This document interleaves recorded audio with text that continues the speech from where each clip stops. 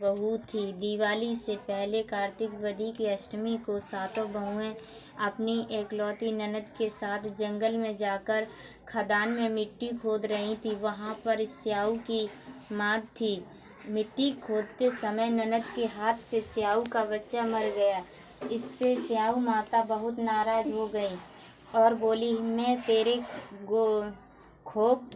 कोख बांध दूंगी। तब ननद अपनी सातों भाभियों से बोली, तुम में से कोई अपनी कोख बंधवा लो। सभी भाभियों ने अपनी कोख बंधवाने से इनकार कर दिया, परंतु छोटी भाभी सोचने लगी कि अगर मैंने अपनी कोख नहीं बंधवाई तो सासू जी नाराज होंगी।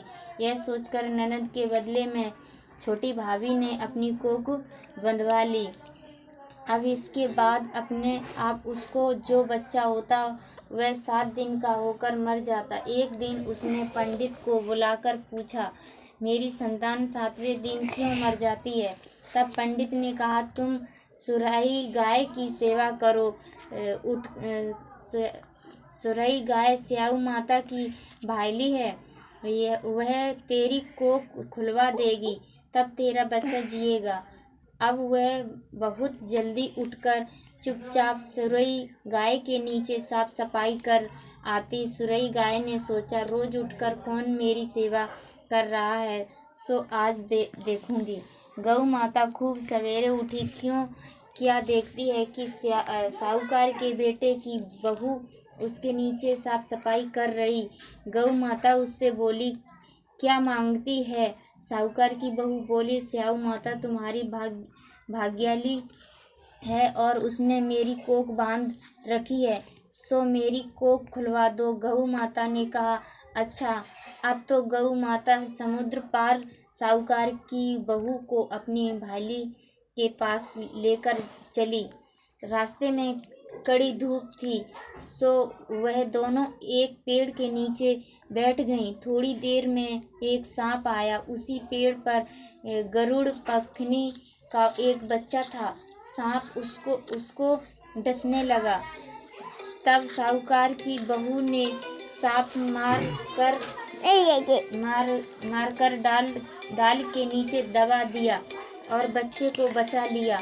थोड़ी देर में गरुड़ पंखनी आई तो वह खून देखकर साहूकार की बहू को चोंच मारने लगी। तब साहूकार की बहू बोली, मैंने तेरे बच्चे को नहीं मारा, बिल्क सांप तेरे बच्चे के करीब आया था, मैंने तो उससे तेरे बच्चे को रक्षा की है। वह सुनकर गरुड़ पंखनी बोली, मांग, तू क्या मांगती है? वह बोली, 7 समुद्र पार स्याऊ माता रहती है, हमें तू उसके पास पहुंचा दे। तब गरुड़ पंखनी ने दोनों को अपनी पीठ पर बैठाकर स्याऊ माता के पास पहुंचा दिया। स्याऊ माता उनको देखकर बोली, आ बहन, बहुत दिनों में आई है। फिर कहने लगी, बहन, मेरे सिर में जुएं पड़ गई है। तब सुरई के कहने पर साहूकार की बहू ने उसकी सारी जुएं निकाल दी। इस पर स्याऊ माता प्रसन्न होकर बोली, तूने मेरे सिर में बहुत सिलई घेरी है, इसलिए तेरे 7 बेटे और 7 बहू होंगी। वह बोली, मेरे तो एक भी बेटा नहीं है, 7 बेटे कहाँ से होंगे? स्याऊ माता बोली, बचन से फिरूं तो धोबी की कुंड पर कंकरी होऊं। तब साहूकार की बहू बोली, मेरे कोख तो तुम्हारे पास बंद पड़ी है।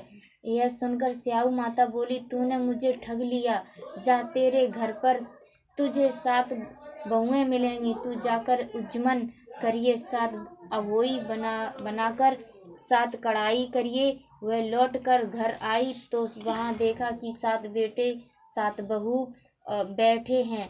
वह खुश होकर उसने 7 अहोई बनाई, 7 उज्जमन किए और 7 कढ़ाई करी। शाम के समय जेठानियाँ आपस में कहने लगी कि जल्दी जल्दी धोक पूजा कर लो, कहीं छोटी बच्चों को याद करके ना रोने लगे। थोड़ी देर में उन्होंने अपने बच्चों से कहा, अपनी चाची के घर जाकर देख आओ कि आज वह अभी तक रोई क्यों नहीं। बच्चों ने आकर कहा, चाची तो कुएं कुछ मार रही हैं, खूब उज्जमन हो रहा है। वह सुनते ही जेठानियाँ दौड़ी दौड़ी वहाँ आईं और आकर कहने लगी कि तूने कोख कैसे खुलवाई। वह बोली, तुमने तो कोख बंधवाई नहीं थी, सो मैंने कोख बंधवा ली थी। वह स्याऊ माता ने कृपा करके मेरी कोख खोल दी है। हे स्याऊ माता, जिस प्रकार उस स्याहूकार की बहू को कोख खोली, उसी प्रकार हमारी भी कोख खोलिए। एक कटोरी में गेहूं के दाने लेकर कहानी सुने। इस दिन मिट्टी में हाथ नहीं डालना चाहिए। विशेष कथा का जोड़ा पहनने के लिए गणेश जी की विनायक की कथा भी पढ़े। जय स्याऊ माता तुम्हारी जय जयकार हो। जैसे स्याऊ माता साहूकार की बच्चों की सुरक्षा की, वैसे हमारे बच्चों की सुरक्षा कीजिए माता।